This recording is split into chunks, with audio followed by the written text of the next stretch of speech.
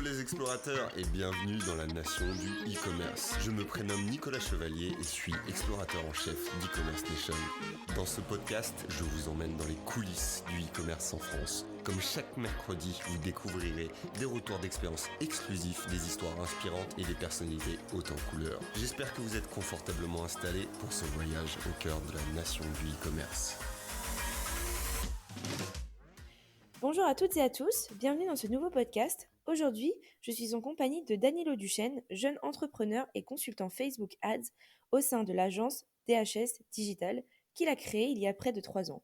Nous retraçons ensemble son parcours d'entrepreneur et revenons notamment ensemble sur les bonnes pratiques Facebook Ads appliquées au e-commerce. Je vous souhaite à toutes et à tous une excellente écoute. Bonjour Danilo, comment vas-tu ? Salut Audrey, super bien à toi? Ça va super, merci. Donc, je suis ravie de t'accueillir pour un nouveau podcast pour aborder plein de sujets et notamment la publicité Facebook pour les e-commerçants. Donc, est-ce que dans un premier temps, tu pourrais te présenter et nous retracer un petit peu ton parcours professionnel ? Ouais, alors je suis Danilo Duchesne et j'ai une agence de publicité Facebook qui s'appelle DHS Digital. L'agence elle existe depuis 1 an et moi je suis consultant depuis 2 ans, depuis 2018. Et avant ça, j'étais stagiaire dans une boîte qui s'appelle Ubico et c'est là que j'ai appris la publicité sur les réseaux sociaux et sur Google. Après ça, j'ai lancé mon blog et c'est un peu comme ça que je suis devenu consultant. D'accord. Et du coup, ton entreprise, est-ce que tu pourrais nous la présenter, donc DHS Digital, et quelle est son offre et la valeur ajoutée un peu de cette entreprise ? Ouais, aujourd'hui on est une agence uniquement spécialisée dans la publicité sur Facebook et Instagram. Donc notre offre fondamentalement c'est de la gestion de campagne, de la gestion d'un budget média. Au point de vue de la valeur ajoutée, c'était une très bonne question je trouve, parce que de plus en plus, tu as des agences ou des freelances qui vont faire que la gestion du budget média. Et nous, de plus en plus, ce qu'on essaye de faire, c'est d'aider nos clients à scaler leur campagne, donc à augmenter le budget des campagnes sans nécessairement diminuer les performances. Et une seconde valeur ajoutée qu'on va ajouter, c'est la création du contenu. La création du contenu, c'est important parce qu'il y a peu de freelances qui vont faire à la fois la gestion du budget média et la création de contenu. D'accord. Et du coup, je vais revenir un instant sur ton parcours professionnel. Du coup, avant de lancer ton entreprise, tu nous as parlé que de un seul stage. Donc, en fait, si je comprends bien, tu t'es lancé vraiment très jeune dans l'entrepreneuriat au final. Donc, qu'est-ce qui t'a donné envie de créer ta propre entreprise ? Bah, c'est vrai que quand j'ai fait le stage chez Bico, qui était un stage payant, hein, comme mine de rien, et j'avais déjà terminé mes études, j'avais déjà l'idée d'être entrepreneur parce que je voulais pas avoir de patron et j'avais juste envie de faire les choses que j'avais envie de faire, un peu comme toute personne qui a un peu regardé des vidéos sur YouTube et qui s'est rendu compte que la vie, c'est pas juste aller du matin au soir dans un bureau et travailler. Mais je dis, bah, il y a d'autres opportunités pour moi et tout doucement, j'ai pensé à devenir entrepreneur. Mais c'est un peu venu comme ça parce que j'écoutais beaucoup Gary Vaynerchuk, par exemple, qui disait, voilà, si tu veux lancer une entreprise aujourd'hui, c'est simple grâce à Internet, tu n'as pas besoin forcément d'avoir de l'argent, tu as juste besoin de développer ta marque personnelle, offrir un service sur le marché, et après, tu peux être rémunéré en conséquence. Et donc, c'est à ça que j'ai pensé tout doucement quand j'ai appris la pub sur les médias sociaux. Je me suis dit, bah, en fait, je pourrais le faire pour d'autres entreprises en tant qu'indépendant. Et quand j'ai créé le blog, je me suis dit, voilà, je crée le blog, je vais écrire dessus, ça me servira probablement pour trouver un emploi et pour me démarquer, et peut-être que dans 1 ou 2 ans, il me permettra de lancer mon entreprise. Et finalement, ça m'a pris 6 mois avant de lancer la boîte. Enfin, non, 6 mois tout pile pour lancer la boîte après avoir lancé le blog. Ok, donc en fait, tu as créé un blog dans l'objectif de trouver un emploi et au final, tu t'es retrouvé à être ton patron. Ouais, c'est un peu des deux. C'est vrai que je savais que la valeur du blog, au final, ça serait de me permettre de devenir indépendant. Donc ça, j'avais aucun doute là-dessus. Je voulais vraiment, comme je te disais, devenir entrepreneur et je savais que ça pouvait passer par la création de contenu. Mais au début, je m'en suis fortement servi pour me vendre sur le marché de l'emploi quand j'étais plus chez Bico. D'accord. Et du coup, tu disais 6 mois pour devenir, entre guillemets, une véritable entreprise. Donc, comment on passe d'un blog à une entreprise, justement, en si peu de temps ? Bah, je vais te dire, tu sais, après 6 mois, j'étais loin d'être une véritable entreprise. J'avais juste pris un numéro de TVA en Belgique et j'ai lancé mes Ah, activités. c'est déjà ça, hein ? Ouais, c'est déjà ça, C'est c'est déjà déjà une ça. étape, hein. Mais franchement, à cette époque-là, quand j'ai lancé l'entreprise, j'avais pas forcément d'offres. J'avais juste des demandes, des personnes ou alors même des entreprises qui me contactaient pour soit de la formation, soit pour de la gestion de campagne. Donc je te dirais que parmi les étapes qu'il y a eu, ça a été d'abord ce que j'ai fait au tout début avant de lancer l'entreprise, c'était de capter l'attention et d'attirer du trafic grâce au blog. ensuite la retenir d'une façon ou d'une autre, soit en capturant des emails, en ayant des pop-up, en étant présent sur les médias sociaux. Et après, évidemment, euh, au début, j'ai eu des demandes qui venaient du blog naturellement, sans que j'ai eu à mettre des offres sur mon site. Mais après, j'ai commencé justement à mettre des offres et des appels à l'action pour que les personnes qui visitent mon blog puissent me contacter. Donc, c'est un peu comme ça que j'ai créé mon tunnel, on va dire, que j'ai imaginé le parcours client. C'est que quelqu'un me découvre via mon blog, il lit des articles, il s'intéresse à ce que je fais, il s'inscrit à ma newsletter, ou alors il télécharge une de mes ressources. Et après, il se dit peut-être que ce serait le bon moment pour le contacter pour une formation, pour la gestion de campagne. Donc c'est un peu comme ça que j'ai imaginé ça. Et j'ai passé peut-être tout le mois de décembre 2017 on va dire, à imaginer ce tunnel en créant des pages de vente, des pages de capture, en faisant des emails. Et après, en début 2018, je me suis mis à fond là-dessus et j'ai continué à alimenter la machine en quelque sorte avec des articles, avec des gens qui découvrent le blog. Et c'est un peu comme ça que l'entreprise s'est lancée. Après, aujourd'hui, évidemment, je suis beaucoup plus structuré, j'ai délégué des choses, j'ai recruté, je me suis fait un réseau, mais ça, c'est encore une autre histoire, je pense. Du coup, vous êtes combien maintenant chez DHS Digital? Actuellement, on est deux et on a aussi beaucoup de freelance. Oui, pour créer tout le contenu sur le blog, j'imagine. Ouais, c'est ça. En fait, le blog, il fait partie intégrante de la stratégie d'entreprise, mais pour les freelances, en fait, ça peut être des freelances pour l'administratif, pour le développement web, pour le graphisme, pour bientôt pour comment on appelle ça encore, le support pour les formations. Donc, j'essaie de m'entourer à la fois de freelance et de collaborateurs en interne, et je pense que les collaborateurs, c'est plutôt pour la gestion de campagne et développement de l'agence, et les freelances, c'est plutôt pour je vais pas dire des tâches, mais des différents départements pour lesquels je ne peux pas forcément avoir une personne à temps plein ou je ne peux pas me le permettre. Et donc, je prends des freelances. D'accord. Et toi, au final, c'est quoi tes missions au quotidien? Au quotidien, ce que je fais, c'est que généralement le matin, je garde vraiment un contact avec mes clients. Donc, je gère leur campagne, je vois si tout va bien, je vois là où il peut y avoir des problèmes et où est-ce qu'on pourrait systématiser quelque chose. Donc, le matin, je garde le contact avec les clients. Et l'après-midi, je travaille sur des projets annexes. Ça peut être Là, actuellement, je fais un lancement de formation, donc du coup, j'ai travaillé beaucoup sur le lancement de la formation. Ça peut être la création d'un nouveau tunnel de vente. Ça peut être le fait de prendre des appels, gérer, parler avec des freelances ou avec les freelances qui travaillent pour moi, ou alors faire des réunions. Donc, l'après-midi, j'essaie toujours de travailler sur des projets qui vont permettre de développer l'entreprise ou augmenter nos ventes. Encore comme on fait actuellement. Ça peut développer ton entreprise en fin de journée. Ouais, ouais, ouais, ben voilà, par exemple, tu vois, le podcast, généralement, je le mets souvent, c'est en fin de journée, inévitablement, tu vois? Donc même la création de contenu, ça pour moi, en tout cas, ça se fait beaucoup le vendredi, en fin d'après-midi et le samedi. Donc j'essaie toujours de m'occuper d'une manière ou d'une autre, mais le matin, pour l'instant, je le consacre beaucoup aux clients et bon, hormis s'il y a une urgence, évidemment, je me montre disponible pour mes clients l'après-midi, mais un peu moins, quoi. Ok, donc là, tu nous as parlé un peu de comment tu es passé d'un blog à une entreprise. Et est-ce que maintenant, tu pourrais un peu nous parler des étapes clés à la création de ton entreprise? Ouais, bah, on a un tout petit peu parlé, mais en fait, pour moi, quelque chose qui peut être répliqué pour de nombreuses entreprises, c'est de créer d'abord soit un blog, une chaîne YouTube, un podcast, mais en tout cas, essayer d'avoir de la visibilité grâce à un canal web. Là, je sais que c'est plutôt des e-commerçants qui vont nous écouter, donc c'est un peu différent, mais en tout cas, être présent sur un média social, créer du contenu et créer cet effet boule de neige sur le long terme. Ensuite, je dirais développer des offres et fixer ses tarifs. Comme je te disais au tout début, j'ai eu beaucoup de mal, euh, comment dire, à me vendre, donc j'ai dû apprendre à la fois développer mes offres, fixer mes tarifs, regarder ce qui se fait ailleurs, voir où est-ce que je pouvais me situer sur le marché. Ensuite, je te dirais que là, c'est vraiment ce que j'ai fait tout le temps depuis le début, c'est toujours essayer de satisfaire mes premiers clients.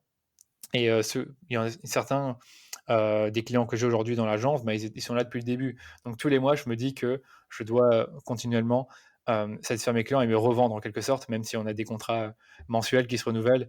J'aime bien me dire que rien n'est jamais gagné. Mhm. Et aujourd'hui, tu vois, ce que j'essaie de faire, c'est plus forcément de créer de nouvelles offres, parce que je connais nos offres, soit une offre de formation, soit une offre de gestion de campagne, mais c'est toujours de maximiser le nombre de personnes qui vont soit rejoindre les formations, soit de nous contacter. Donc, je me focus au maximum sur ces deux offres. Et puis, je te dirais qu'une fois que tout est en place, que le système est là, tu délègues et tu recrutes, tu automatises. Donc, voilà, c'est un peu comme ça que je vois la chose aujourd'hui pour la création d'une entreprise. D'accord. Et du coup, tu nous parlais que parmi les étapes clés, il y avait satisfaire tes premiers clients. Donc, c'était qui ton premier client? Moi, c'était justement un e-commerçant Mhm. dans l'industrie agroalimentaire, enfin en tout cas, elle vendait des boîtes de chocolat, donc c'est dans cette industrie-là, on pourrait dire et ça s'appelle Dailys Cooler. Donc vous irez voir si vous avez le temps, Dailys Cooler, donc D apostrophe L-Y-S et puis après couleur et concrètement, cette dame-là, elle lisait mon blog et c'est vraiment ma toute première cliente. Elle m'a demandé à ce que je fasse ses campagnes et elle m'avait contacté, je pense, fin novembre 2017. Elle m'a dit: «Est-ce que tu peux faire mes campagnes?» Et j'ai dit: «Ouais, pas de souci» et en fait, à ce moment-là, c'était un peu le temps fort pour elle, dans le sens où il y avait les fêtes de Noël qui arrivaient et comme c'est les fêtes, beaucoup de gens, achètent du chocolat pour des cadeaux et à ce moment-là, comme je vous le disais, j'avais même pas d'offre, donc c'est un peu comme ça que j'ai démarré là-dedans et je lui ai dit: «Si tu veux, on fait, 1 mois gratuit et si jamais c'est concluant et bien ensuite, je te ferai une offre pour ce premier mois» et j'avais dit: «Voilà, ce sera pas plus élevé que X euros», je pense. J'avais dit: «Pas plus élevé que 500 € et au final, j'avais demandé 500 €, elle avait pas dit oui et elle m'a demandé genre un peu plus bas parce qu'elle avait soi-disant un prestataire AdWords qui faisait le travail pour un peu moins cher, donc je me suis un peu accordé sur un tarif un peu plus bas et c'est comme ça qu'elle est restée cliente tout un temps et après, on a arrêté la collaboration. Voilà. D'accord, super et du coup, tu as dû créer, sa page Facebook, à l'animer et puis, parallèlement faire des campagnes de pub? C'est à peu près ça? Alors vraiment pas. En fait, j'ai juste fait des campagnes de Ah pub. OK, Elle avait déjà une page Facebook, ça je te rassure. Elle avait déjà une belle OK. visibilité sur le web, du trafic. Donc, Mmh. j'ai fait ce que je savais faire à l'époque, hein. J'ai fait du retargeting, j'ai fait de l'acquisition de clients, même si à l'époque j'étais loin d'être, aussi bon que maintenant, je pense, parce que j'avais pas toutes les bases en acquisition, en création de publicité. Donc c'est un peu ce que j'ai fait. J'ai jamais vraiment géré sa page, j'ai un peu conseillé, je pense, pour son site web. Et après, je me rappelle qu'après 6, 7 mois, c'était de moins en moins rentable, ça marchait pas trop et on a fini par arrêter la collaboration. Mais en très bon terme, hein. Du coup, toujours par rapport, aux étapes clés que tu nous as, citées, tout à l'heure, tu m'as dit que tu avais, un peu de mal, à te vendre, que ça avait peut-être un peu été une difficulté à la création de ton entreprise. Comment tu as pu surmonter du coup, cette difficulté et réussir à mieux, te vendre justement? Bah, tu sais, la base de la vente, j'ai rien à t'apprendre, c'est de comprendre un besoin, un problème et d'apporter une solution. Mais de le faire de manière convaincante avec un message qui positionne ton offre comme étant la solution à un problème. Mais comme au début, tu connais pas forcément les problèmes de ton client idéal, moi je savais pas au départ qu'il voulait, peut-être soit déléguer pour, gagner du temps, soit, je sais pas, par exemple, ils n'arrivaient pas à mesurer efficacement leurs résultats. Enfin, il y a toute une série de problèmes que j'avais pas forcément identifiés et donc quand tu connais pas ces problèmes, tu peux pas forcément bien y répondre et en plus de ça, j'avais pas forcément, l'habitude de me vendre. J'ai jamais été bon là-dedans et le fait de parfois, tu sais, parler à la personne, prendre le contrôle de la conversation, lui poser des questions bien précises pour comprendre son problème. Ensuite, ne pas te laisser faire quand la personne te demande, après 5 minutes, «C'est quoi tes prix?» mais plutôt dire: «Voilà, écoute, les prix, ce sera pour plus tard, ça dépend de tes besoins» et donc le fait d'apprendre à calibrer une conversation et à comment dire? À poser les bonnes questions pour amener la personne à me demander justement comment est-ce que je fonctionne, est-ce que je peux l'aider? Tout ce processus-là, ça m'a pris beaucoup de temps, à le développer. Je pense qu'il m'a fallu au moins un an et demi avant vraiment d'être à l'aise dans la vente au téléphone parce que finalement, tous les services que je vends aujourd'hui, enfin, je suis le seul commercial de mon entreprise et c'est toujours moi qui va vendre le service. Parfois, je suis en concurrence avec d'autres agences et j'ai intérêt à être convaincant, à montrer la valeur ajoutée de notre service. Et ça, je te dis, ça m'a pris plus d'un an pour vraiment surmonter ce problème de vente.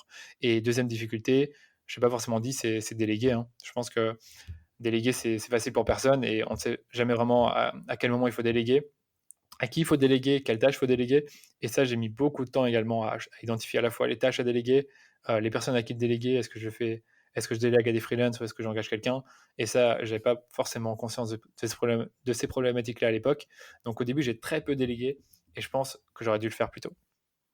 Parmi tout ce que tu as fait, tout ce que tu as fait depuis, bon, pas si longtemps que ça, mais quand même, 2 ans, on va dire, 2 ans et 2 ans et demi, demi, ouais. 3 Ouais, ans. 2 ans, ouais, tu peux dire, 2 ans et demi, ouais. Heu, de quelle réalisation, tu es le plus fier? Bah, sans aucun doute, le blog. Je pense que le blog, il a vraiment touché enfin, il continue à toucher beaucoup, beaucoup de personnes, et je pense tout ça, ça me fait super plaisir de voir des gens qui commandent mon blog, qui disent que ça les aide, avoir des entreprises qui me contactent, parfois des entreprises qu'on je vais pas dire prestigieuses, mais en tout cas qui s'intéressent à moi, alors qu'elles pourraient s'intéresser à bien d'autres, agences, d'autres consultants et je sais que je suis encore jeune, que finalement sur le marché de l'emploi, je pourrais toujours être, considéré comme un profil junior et pourtant je ne le suis plus vraiment. J'ai une entreprise, j'apporte de la valeur à mes clients et donc tout ça, finalement, ça a débouché du blog. Tu vois, s'il n'y avait pas le blog, il n'y aurait pas, les personnes qui me suivent sur les médias sociaux, il n'y aurait pas les gens dans ma newsletter, il n'y aurait pas, l'agence, il n'y aurait pas les entreprises avec lesquelles on travaille. Et donc, je te dirais que c'est vraiment le blog qui, aujourd'hui, pour te donner un ordre d'idée, accueille 150 000 visiteurs par mois. Depuis le confinement, ça a fortement augmenté. Et par an, je pense qu'on a plus de 1,2 million. Donc, tu vois, c'est quand même un beau nombre et ça fait hyper plaisir. Carrément. Bah, félicitations. Merci. Ouais, c'est vrai que du coup, avec le confinement, je pense que les gens ont plus de temps pour rechercher ou pour se former également. Donc, ça peut expliquer un peu aussi les hausses de trafic. Et puis, bien évidemment, ta notoriété qui grandit, quoi. Ouais, ça grandit, mais pendant un moment, le blog, je pense qu'il avait genre 100, 105, 110 000 visiteurs par mois et ça augmentait plus trop. Et là, avec le confinement, ça montait super vite, mais tu sais, quand tu passes de 110 000 à 150 000, c'est un fameux bond en avant. Donc, clairement, j'espère que ça va se maintenir. J'espère pour toi aussi. Merci. Du coup, on va passer un peu maintenant à la partie ads Facebook. Du coup, pour tous les e-commerçants qui nous écoutent et qui aimeraient en savoir plus un peu sur comment mener une stratégie Facebook ads, notamment pour leur e-commerce. Donc, toi, tu es spécialisé dans l'accompagnement des marques sur Facebook. Donc, pourquoi tu as choisi ce réseau social? Très simple, déjà, je suis sur Facebook depuis 2009, je pense, depuis 2009-2010, donc depuis plus de 10 ans, je suis sûr et certain. Et donc déjà, Facebook, je connaissais déjà bien à ce moment-là, mais en plus de ça, j'ai développé une affinité pour le réseau social, dans le sens où c'est un peu comme ça que j'ai fait mes premières armes, les premières choses que j'ai fait dans cette entreprise, ça a été de gérer des ads sur Facebook. Ça m'a bien plu, j'ai bien aimé l'aspect créatif et analytique. Et comme c'était vraiment ma seule vraie compétence que je pouvais apporter sur le marché de l'emploi, sur le marché tout court, c'est ça que je propose en premier, tout simplement. Ok. Et je me disais, parce que tu nous disais que tu as fait des stages plus où tu t'occupais de la partie Facebook Ads, mais est-ce que toi-même, tu t'es formé à la publicité? 100%, donc énormément. J'ai fait ça. La formation, ça fait toujours partie intégrante de mes journées. C'est que j'essaie toujours de me former à de nouvelles choses, notamment Facebook Ads, où pendant plus d'1 an, j'ai vraiment fait des formations là-dessus tous les jours, quoi, que ce soit des podcasts, des articles de blog que je lisais.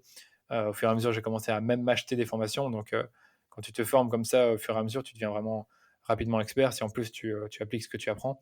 Donc, c'est un peu comme ça que je me suis formé.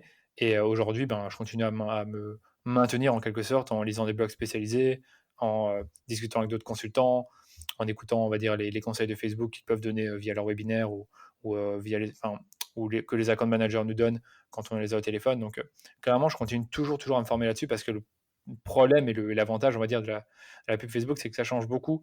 Donc, franchement, ce qui est vrai il y a 6 mois, voire 1 an, parfois ça peut être totalement l'inverse 1 an plus tard. Oui, et c'est vrai que c'est ce que j'allais dire, que ça change tout le temps. Donc c'est vrai que c'est mieux de rester informé des nouveautés pour toujours délivrer les meilleurs conseils à tes clients notamment. C'est préférable. Ouais. Franchement, c'est préférable. Et du coup, le marketing digital quand même, ça prend c'est déjà très important, mais je pense que dans les années à venir, ça va l'être d'autant plus. Donc pour toi, est-ce que Facebook Ads, c'est incontournable maintenant quand on est e-commerçant, si jamais il y a des e-commerçants qui en doutent encore? Ouais, c'est une question qu'on pose souvent et franchement, je dirais que ça dépend aussi de toute entreprise, de ce que vous vendez évidemment. Si ce que vous vendez si vous savez que si vous savez que ce que vous vendez, ça peut être, vendu un peu à n'importe qui, enfin, je vais pas dire n'importe qui, mais un peu à monsieur tout le monde, donc si vous êtes dans le B2C, on va dire, Facebook, c'est l'endroit où être parce que sur Facebook, il y a plus de, je pense, 1,6 milliard de personnes qui sont là tous les jours. Facebook, c'est aussi Instagram, Messenger, WhatsApp, donc en gros, il faut comprendre que il y a la moitié de la population pratiquement. D'ailleurs, depuis le confinement, il y a, je pense, plus de 3 milliards de personnes qui sont connectées sur Facebook et Instagram et WhatsApp, je pense, sur un mois, ou je ne sais plus exactement. Enfin bref, ce qu'il faut comprendre, c'est que Facebook, il y a beaucoup de personnes qui sont là, donc l'offre, elle est immense. En plus de ça, Facebook et Instagram, c'est extrêmement visuel. Donc si jamais votre produit, dans la plupart des cas, va pouvoir être mis en avant via une image, une vidéo, c'est sur Facebook que vous allez pouvoir le faire. Et en plus de ça, la pub, elle ne coûte pas cher par rapport à d'autres canaux d'acquisition. Donc, pour vous donner un ordre d'idée, les CPM sur Facebook, pour certains clients, j'ai des CPM à 2 euros, pour d'autres à 5 euros, pour d'autres à 10 euros, mais généralement, on est rarement au-dessus des 10 euros, même pour des produits qui sont chers. Et une question qui revient souvent également par rapport à l'e-commerce, c'est est-ce qu'on peut vendre un produit qui coûte cher sur Facebook, puisque on va cibler inévitablement beaucoup d'inconnus. Donc la réponse est oui, même si vous avez des produits qui coûtent cher, ça peut être des chaussures qui coûtent 200 euros, évidemment sur Facebook, vous allez pouvoir les vendre malgré tout. Il y a des gens qui achètent des belles chaussures parce qu'ils ont eu un coup de cœur dessus après l'avoir vu sur Facebook ou parce qu'ils ont revu une pub de retargeting 3 jours plus tard. Donc, clairement, même des produits chers, on peut les vendre sur Facebook. C'est vrai que le retargeting, ils sont très forts, hein. Je pense que la première à me faire avoir, hein. C'est vrai? Ouais, bah, ouais, ouais. Et du coup, je pense aussi que, par exemple, les commerçants ont peut-être, peur, enfin, c'est peut-être un grand mot, peur que, bah, leur publicité soit un peu perdue dans la masse. Donc je sais pas si toi, sans nous délivrer, tous tes secrets, quelles sont pour toi les étapes principales, bah, d'une bonne campagne, de publicité, sur Facebook? Ouais, il y a vraiment énormément de choses à dire là-dessus. C'est vrai qu'il faut essayer de rester concis. Donc, on reviendra un peu sur la publicité pour pas qu'elle soit perdue dans la masse, mais je pense que la base d'une stratégie publicitaire pour un e-commerce, c'est de savoir déjà ce que vous voulez. Dans la majorité des cas, vous allez vouloir des ventes. Donc, il va falloir peut-être avoir des objectifs plutôt orientés conversion, vente catalogue. Euh, et ensuite, une fois que vous avez défini un peu vos objectifs, la structure de vos campagnes, vous allez installer le pixel. Donc le pixel Facebook, c'est ultra important de l'installer sur votre site parce que quand vous avez ce pixel Facebook, eh bien Facebook peut identifier quelles sont les personnes qui ont été voir des pages produits sur votre site, quelles sont celles qui ont ajouté au panier et quelles sont celles qui ont acheté. Et en fonction de ça, il va optimiser la diffusion de vos pubs pour vous retrouver des personnes qui leur ressemblent et qui ont potentiellement la même intention. Donc une fois que vous avez défini tout ça, vous avez normalement, je dirais, 2-3 campagnes. Donc une campagne d'acquisition, une campagne de remarketing et peut-être une troisième campagne de fidélisation. Donc pour chaque campagne, vous allez établir des ciblages différents. Donc, par exemple, la campagne d'acquisition, vous aurez des ciblages orientés centre d'intérêt. Donc par exemple, si vous vendez des chaussures, eh bien, vous allez cibler les gens qui aiment bien les chaussures, qui sont intéressés par des marques de chaussures ou même qui ressemblent à vos clients. En remarketing, vous allez plutôt cibler des gens qui ont visité votre site, qui ont ajouté des produits au panier ou même qui ont interagi avec vous sur Facebook ou Instagram. Et une fois que vous avez fait ça, vous devez conceptualiser la pub. Et je dirais que pour chaque phase du tunnel, vous allez avoir différentes publicités. Pour de l'acquisition, vous allez plutôt avoir des publicités vidéo ou alors avec des images, mais en tout cas des publicités qui ne sont pas trop agressives. Essayez d'avoir une offre ou alors en tout cas de présenter le bénéfice de votre offre ou la différenciation de votre entreprise. Donc si par exemple vous vendez des chaussures qui sont à la fois confortables et élégantes, mettez-le en avant. Si vous proposez la livraison offerte à partir d'un certain montant d'achat, mettez-le en avant. Si les retours sont offerts, pourquoi pas. Si vous pouvez offrir 10% de promotion pour toute première commande, mettez-le en avant dans votre message. Mais essayez d'avoir un message qui est vraiment concis, pas trop long, des photos qui sont de très très haute qualité, des vidéos qui montrent votre produit, qui sont inspirantes, ou alors qui montrent le fonctionnement du produit. Et ça, ce sera pour votre campagne d'acquisition et d'acquisition. Pour celle de remarketing, vous allez plutôt avoir des formats orientés vente, ça peut être le carrousel ou ça peut être la collection. Le carrousel, c'est plusieurs images dans une même pub, et chaque image peut envoyer vers des pages produits. Et donc typiquement, si vous allez sur un site comme Zalando ou comme sur Amazon et que vous voyez une page produit et que vous n'achetez pas, logiquement, vous devriez voir une pub de retargeting sur Facebook ou Instagram euh, sous la forme d'un carrousel qui va vous remontrer les produits que vous avez vus. Donc ça, c'est par exemple un remarketing qui est assez fréquent sur Facebook et Instagram. Je ne sais pas si tu en as déjà vu, Audrey. Je pense. Tu penses? Ça se présente sous quel, attends, c'est le retargeting sur Facebook? Ben, je veux dire, tu vois les publicités avec plusieurs images dans la même pub. Et les produits que tu as déjà vus. Ah oui, oui, oui, oui, oui. Oui, C'est sûr. exact. Par exemple, redécouvrez votre sélection, un truc comme ça. Ça se Oui, fait et puis beaucoup. il te met plusieurs photos des produits que tu avais sélectionnés, par exemple, j'avais mis par exemple dans mon panier. Et puis en dessous, il te décrit le produit, il te met le prix. Et puis généralement, tu as acheté maintenant, tu as un CTA. Exact. Exact. Ok. Donc c'est plutôt des pubs comme ça. C'est vrai que je n'ai pas précisé, mais tu as un CTA qui est sous la Mhm. forme souvent le bouton acheter ou profiter de l'offre. Mhm. Donc ça, c'est un peu le Ouais, c'est ça. retargeting. Et fidélisation, ben là, ça dépend un peu de votre stratégie. Donc si par exemple, vous voulez faire de l'upselling et du cross-selling, c'est possible d'en faire sur Facebook. Donc admettons que, je sais pas, ouais, vous vendez des chaussures et que vous voulez vendre à vos clients des produits d'entretien ou alors une ceinture en plus qui est assortie avec la chaussure, pourquoi pas. Donc ça, c'est possible et c'est un peu comme ça qu'on met en place une campagne, c'est qu'on fait à la fois acquisition, remarketing et fidélisation. Voilà, je sais pas, ça répond à ta question? Ouais, ouais, ça répond carrément Ok. à ma question. Et je pense que ça pourrait aussi aider des e-commerçants qui seraient intéressés pour mettre tout ça en place ou qui mettent déjà en place mais qui voudraient, par exemple, améliorer leur performance. Et du coup, comme pour améliorer ses performances, c'est être rentable. Donc, comment on est rentable sur Facebook, selon toi, même si tu nous en as quand même un peu parlé bien, sur quel point faut se concentrer? Ouais, franchement, il y a plein de trucs pour vraiment être rentable le plus vite possible. Je te dirais que ce que je t'ai déjà dit au départ par rapport à la structure du compte, c'est ultra important d'être clair là-dessus, donc d'avoir une bonne structure de compte. Par rapport au pixel, c'est ultra important également de l'installer dès le début et je vous dirais même, une fois que vous l'avez installé, faites pas de la pub tout de suite, attendez que Facebook récolte des données sur vos acheteurs parce qu'il va également se servir des données qu'il reçoit, enfin, des autres canaux que Facebook. Et donc si vous démarrez tout juste et que si vous venez d'installer le pixel Facebook et que vous commencez à faire de la pub un jour plus tard, vos performances risquent pas d'être top au début parce que Facebook connaît pas trop votre cible, votre client idéal. Mhm. Parce qu'aujourd'hui sur Facebook, il suffit plus de cibler des audiences très très très précises. Donc par exemple, les femmes de 25 à 30 ans qui sont intéressées par Cézanne et aussi par Balzac Paris et encore une autre, ça marche plus. Ce qu'il faut faire, c'est un ciblage large. Et avec le ciblage large, Facebook va rapidement identifier, en fonction des conversions sur vos campagnes, qui sont les acheteurs potentiels. Mais si vous n'avez pas d'acheteurs, le problème, c'est qu'il ne sait pas faire ce travail-là. Donc concrètement, attendez d'avoir des données avec votre pixel et une fois que vous lancez vos campagnes, choisissez le bon événement de conversion. Donc il y a trois événements de conversion en e-commerce qui sont très connus, c'est achat, ajout au panier et vue de contenu. Souvent, on conseille aux e-commerçants qui démarrent de démarrer avec vue de contenu. Ça peut être intéressant si vous démarrez, mais franchement, vous attendez pas à avoir des résultats super positifs avec vue de contenu parce que généralement, ça attire des gens qui vont voir des pages produits sur votre site, mais qui n'auront pas forcément le comportement acheteur que vous recherchez. Donc, vous allez avoir beaucoup de trafic sur votre site, mais pas forcément des gens qui vont acheter. Par contre, ce qui est bien, c'est que ces gens-là, vous allez pouvoir les recibler, et là, logiquement, vous devriez avoir des meilleures performances en retargeting. Par contre, si vous êtes un e-commerce plutôt établi, que vous avez déjà beaucoup de ventes tous les jours, que vous avez un certain budget à investir, partez plutôt sur ajout au panier ou achat et essayez d'avoir des campagnes qui sont structurées de manière simple, avec, je dirais, 2-3 audiences en fonction de votre budget et des audiences qui sont larges. Ce que je recommande vraiment, c'est faire des audiences similaires sur base de vos clients ou même de vos clients VIP ou alors sur base des personnes qui ont ajouté au panier.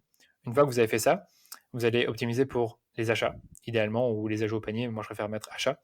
Et vous allez mettre un budget qui vous permet d'avoir au moins 50 conversions par semaine. Le problème, c'est que la majorité des e-commerçants atteignent difficilement les 50 achats par semaine par audience. Donc, dans ce cas-là, même si vous n'arrivez pas à avoir les 50 conversions, essayez d'en avoir au moins, je dirais, 2 ou 3 par jour. Ça permet de nourrir l'algorithme avec les conversions. Et encore une fois, plus l'algorithme détecte des conversions sur vos audiences, plus il va trouver des personnes susceptibles de convertir également, comme celles qui ont converti précédemment.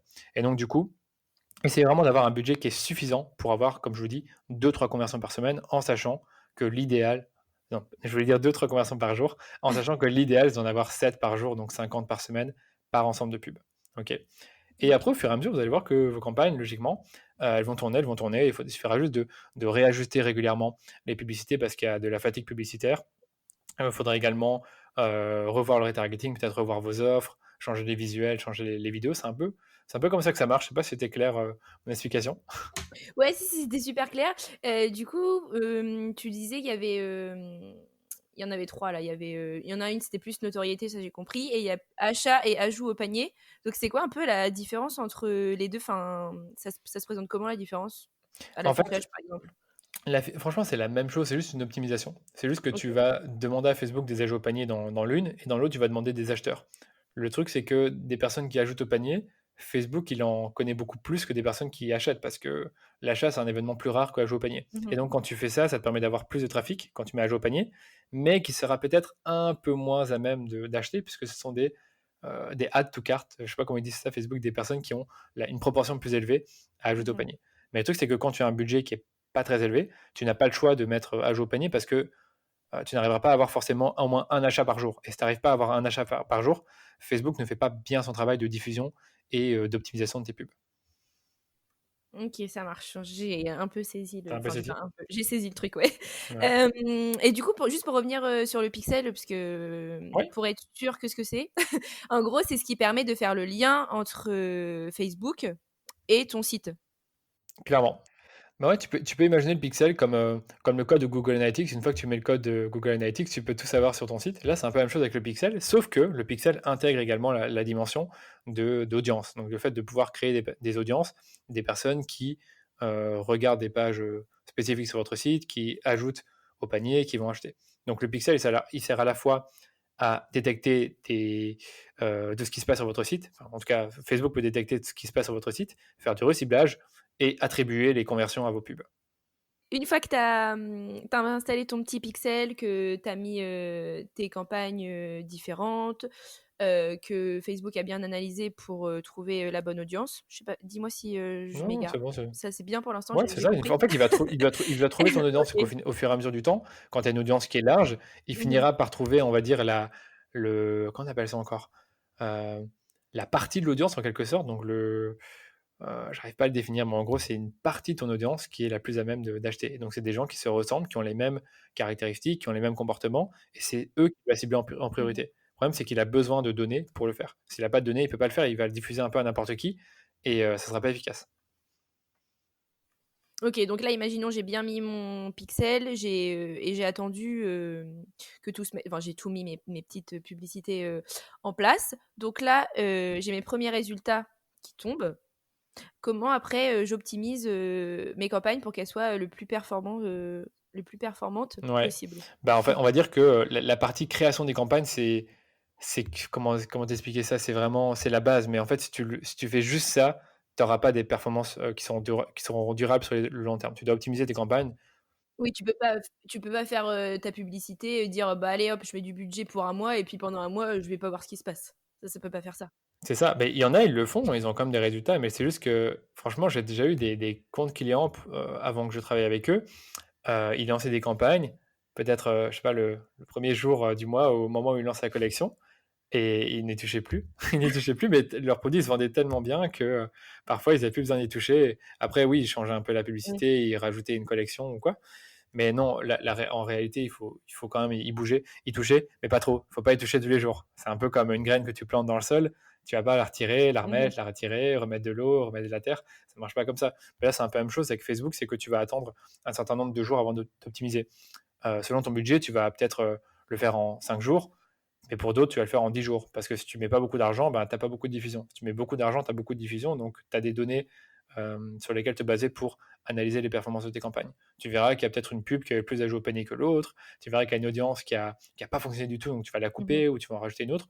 Donc, en gros, tu vas toujours avoir ce process de test and learn où tu vas mettre plusieurs audiences en concurrence, ou en tout cas dans la même campagne. Tu vas mettre plusieurs publicités, plusieurs formats, et tu vas voir lesquels fonctionnent.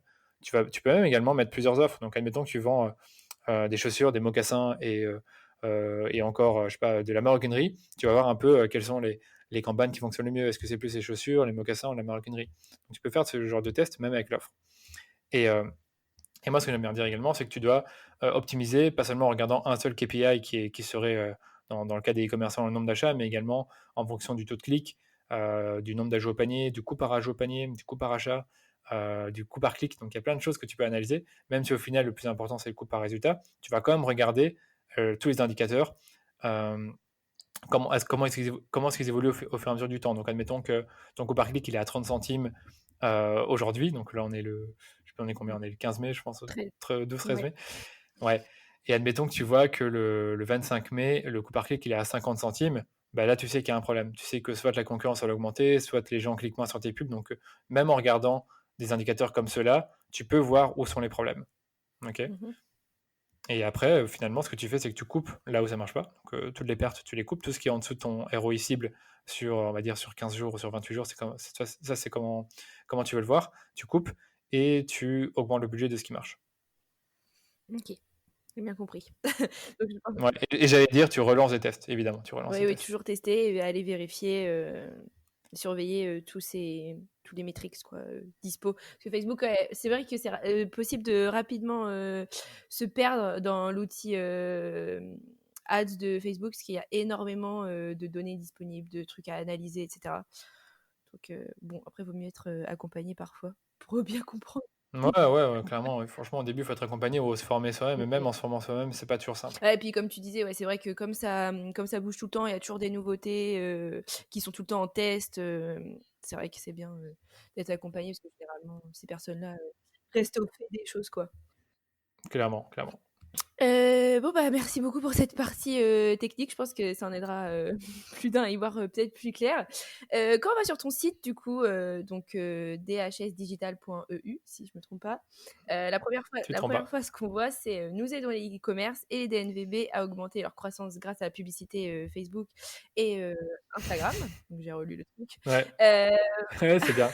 Du coup, là, on m'a parlé des DNVB parce que c'est vraiment un terme qui revient énormément en ce moment. Comment tu décrirais une DNVB? Parce que c'est vrai qu'on a un peu tendance, j'ai l'impression, à mettre tout le monde dans ce truc-là, comme c'est un peu à la mode. Mais pour toi, c'est quoi une DNVB? Entièrement d'accord. C'est vrai que déjà, pour tout te dire, je suis tombé sur le terme il y a pas longtemps. Franchement, il y a 2-3 mois. Et en fait, je me rends compte que certains de nos clients sont plus ou moins des DNVB. Je dis pas que c'est des DNVB parfaitement, mais c'est des entreprises qui ressemblent beaucoup. Mais je te dirais que notre client idéal, fondamentalement, c'est une DNVB. C'est une jeune marque. C'est une marque très digitale qui a probablement démarré sur le web. Donc, pour te définir un peu la DNVB, tel que je l'ai vu quand j'ai fait mes recherches sur le web avant de mettre ce terme sur mon site, je dirais que c'est des marques déjà qui sont spécialisées au départ sur un segment de marché. Et donc, par exemple, un de nos clients, je peux te le dire, c'est Bobby's. Tu connais peut-être Bobby's en France. Bobby's, à la base, c'est une marque qui produisait uniquement des mocassins pour hommes. Et après, au fur et à mesure du temps, ils se sont étendus sur d'autres segments de marché. Et puis après, ils ont commencé à lancer une collection pour les femmes. Mais au début, ils sont vraiment positionnés pour des mocassins. Et si tu prends en fait des marques qu'on connaît bien en France maintenant aujourd'hui, comme Respire. Ben, Respire, la marque de Justine Hutto, à la base, c'est des déodorants qui sont naturels. Maintenant, je sais qu'ils ont fait d'autres choses, mais ils sont toujours segmentés sur un segment de marché. Mmh. Pareil, j'ai un autre exemple, je pense, tu connais peut-être, c'est Dollar Shave Club, un truc comme ça. Ça me dit rien. Alors autant Respire, je connais. Ben, Dollar Shave Club, c'est un truc américain, mais en gros, ce qu'ils font, eux, c'est qu'ils vendent uniquement, je pense, en tout cas au début, ils ont juste vendu des lames de rasoir. Mais des trucs à genre 1 dollar ou 3 dollars par mois, je sais plus, c'était un modèle d'abonnement, mais c'était assez novateur dans le sens où ils se battaient vraiment contre Gillette et ils ont vendu ces rasoirs-là en masse dans tous les États-Unis. Tu iras voir quand tu as le temps, c'est Dollar Shave Club. D'autres exemples, c'est Jimmy Fairley, les lunettes de soleil qui Oui. coûtent 99 Et euros. Glossier Donc, aussi. il y a tous des exemples comme ça. Qui disait Glossier aussi, la marque américaine de beauté, ouais. Glossier, ouais, c'est aussi Ouais. connu. Et après, ce qui caractérise aussi les DNVB, c'est pas seulement le fait qu'ils sont spécialisés dans un segment de marché ou qu'ils sont dans le digital, mais c'est également qu'ils ont une forte communauté sur le web et les médias sociaux. Tu regardes les marques, une marque connue comme Louis Yetu. Mmh. Louis Yetu, ils ont une énorme communauté sur Instagram. Je sais que la fondatrice, elle racontait dans un podcast encore récemment qu'au départ, c'est elle qui faisait les photos de son bras, c'est elle qui répondait à tous les messages. Et donc, c'est des marques qui connaissent leurs clients, qui les ont déjà rencontrés. Euh, D'ailleurs, si j'ai pas de bêtises, tu prends Louis et tu, je pense qu'elle racontait dans le podcast que ils ont carrément des groupes WhatsApp pour l'organisation d'événements. Donc c'est plutôt pas mal. Donc c'est une relation de proximité qui est assez forte avec leurs clients. Et évidemment, ces marques-là, elles ont des valeurs très fortes. Donc si on prend Respire, qui est l'un des meilleurs exemples aujourd'hui, c'est que Respire, tu sais que c'est une marque qui transpire le naturel, la transparence. Et la fondatrice, ben, elle incarne assez bien ça parce que je pense qu'elle avait eu cette fameuse tumeur, je ne sais plus à quel endroit exactement, et qu'elle s'est du coup rendu compte que les déodorants n'étaient pas tous naturels et c'est ce qui lui a poussé à créer sa marque. Mmh.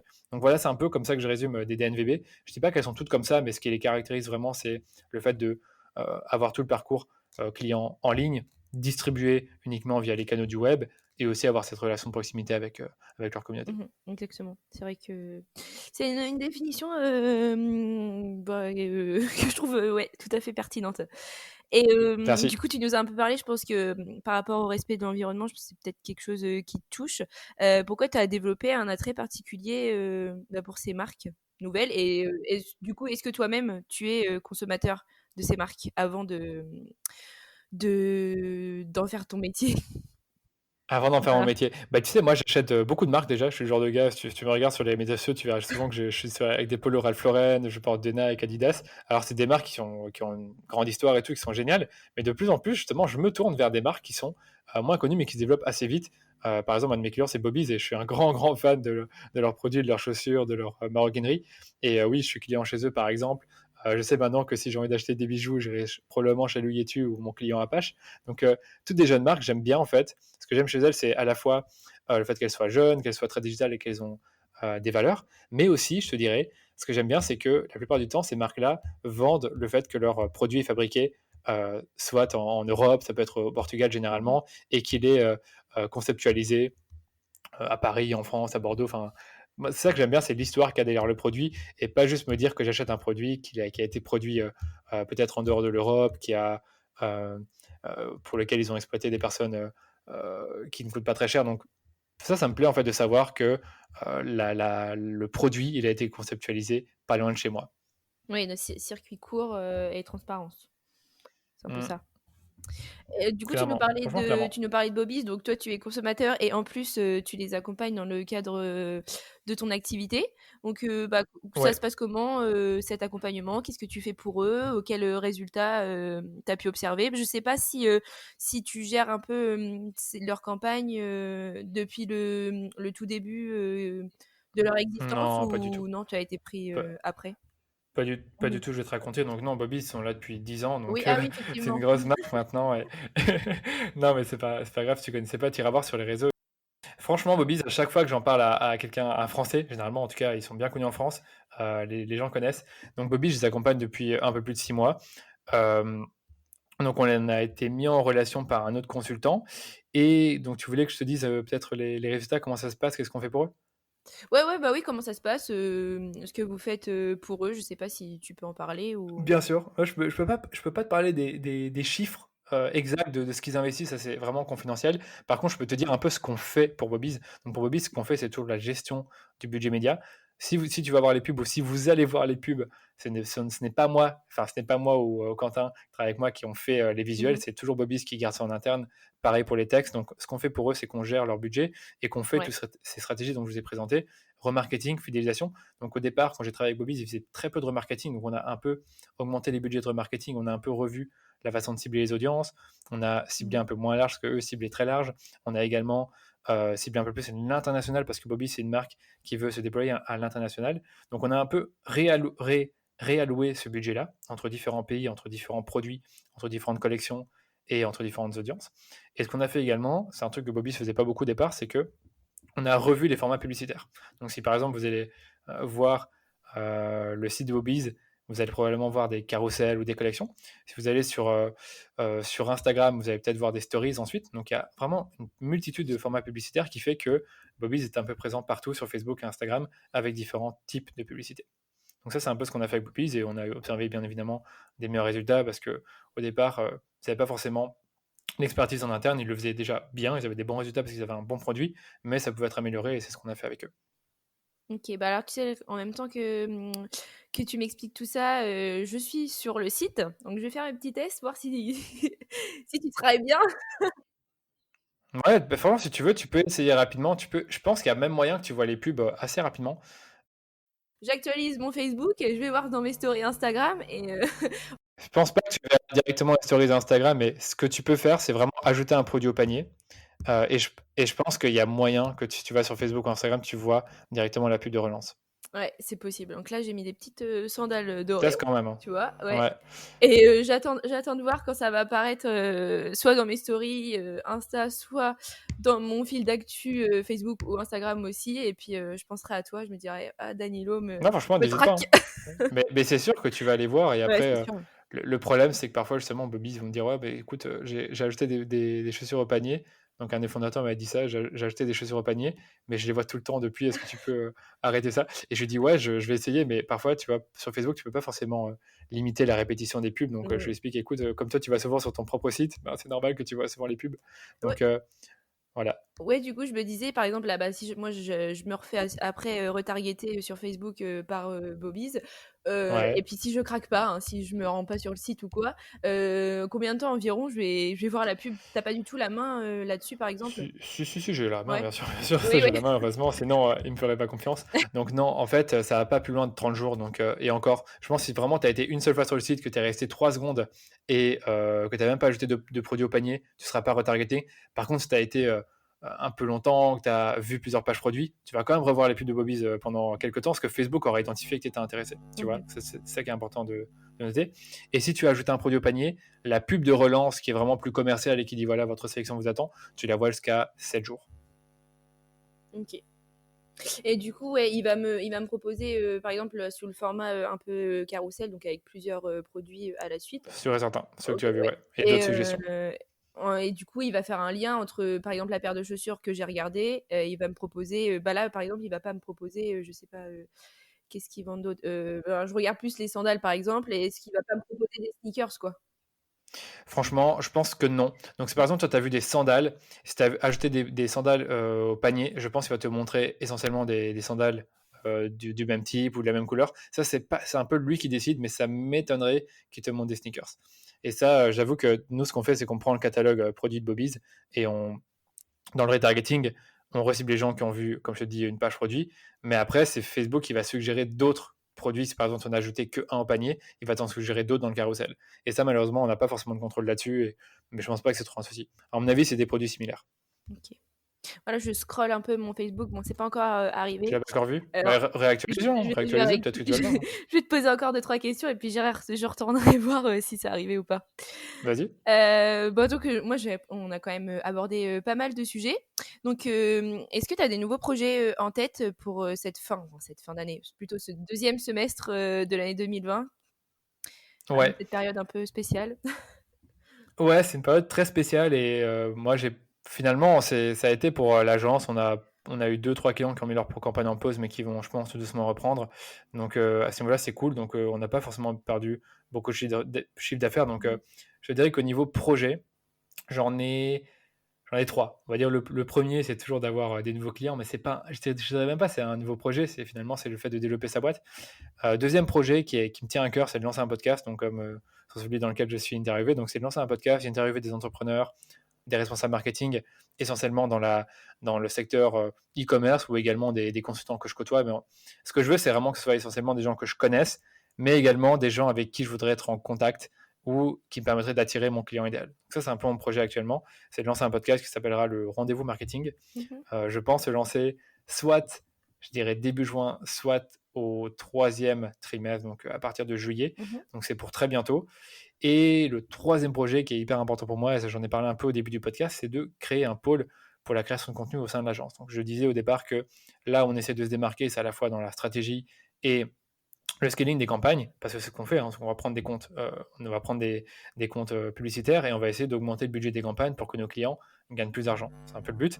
Mais ce que j'aimerais bien aussi rajouter, c'est la création de contenu, parce que parfois certains de nos clients n'ont pas forcément l'expertise en interne, ils vont faire des visuels, ça va être beau, ça va être joli, mais ça va pas être forcément toujours bien optimisé pour les campagnes. Et donc nous, on voudrait pouvoir avoir plus la main sur la création de contenu et le copywriting. Donc ça, c'est ce que je voudrais ajouter dans l'agence, soit en faisant appel à des freelances, en engageant une personne, en prenant un stagiaire. Je sais pas encore comment j'ai commencé à faire ça, mais c'est un peu le but.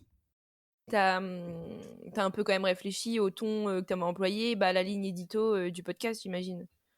Ouais, en fait, le but du podcast que je voudrais, c'est que pour chaque intervenant, il y a un thème vraiment spécifique. Et je veux pas que ce soit nécessairement uniquement lié à la pub. C'est que, admettons que j'invite Nicolas, ben, peut-être que Nicolas, je me rendrai compte qu'il a fait connaître e-commerce Nation grâce au blogging ou grâce à une chaîne YouTube. J'aimerais bien qu'il me parle de ça. Ou alors, je me rends compte que Nicolas, il parle beaucoup de DNVB et qu'il a une bonne expertise là-dedans. Eh bien, on parlerait peut-être de ça. Donc, le but, c'est vraiment de définir un thème, parler de son parcours, évidemment. Et à la fin, toujours terminer par une partie peut-être sur les ads. Comme moi, c'est ce que je fais dans l'agence, j'aurais bien demandé à Nicolas, est-ce que Nicolas, tu fais des publicités Facebook pour e-commerce Nation, ou alors est-ce que tu fais des pubs Facebook pour tes clients? Donc je parlerai de ça à chaque fin de podcast pour avoir un podcast en 3 parties. Voilà. Ok, super. Bah, en tout cas, merci beaucoup pour tout ce que tu nous as partagé. C'était super intéressant. Je vais te laisser le mot de la fin, même si tu en as beaucoup dit. Est-ce que tu as encore quelque chose à ajouter? Franchement, j'ai rien à ajouter, mais pour ceux qui nous ont écoutés, merci beaucoup de nous avoir écoutés. Et encore une fois, si jamais si vous ne me connaissez pas avant, n'hésitez pas à vous rendre sur mon site web danieloduchesne.com, soit à vous abonner à mon newsletter ou me suivre sur les médias sociaux, ça me fera très plaisir. Bah voilà, bah, Danilo a tout dit. Je vous invite à consulter son blog et puis le trouver sur LinkedIn notamment où il est actif. Ouais, je suis actif sur LinkedIn aussi, donc franchement, je pense que vous trouverez toutes les infos sur mon site. Super, bah merci beaucoup Danilo pour tout et puis on se retrouve très vite pour un nouveau podcast. Au revoir. À bientôt, salut.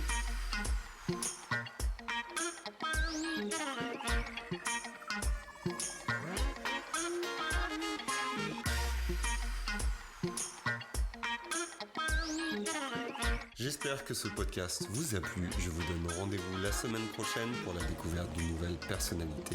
N'hésitez pas à vous abonner au podcast des explorateurs du e-commerce sur votre plateforme préférée et à partager sur les réseaux si vous avez apprécié cet épisode. À très vite pour de nouvelles aventures et n'oubliez pas que l'exploration se poursuit sur e-commerce Nation.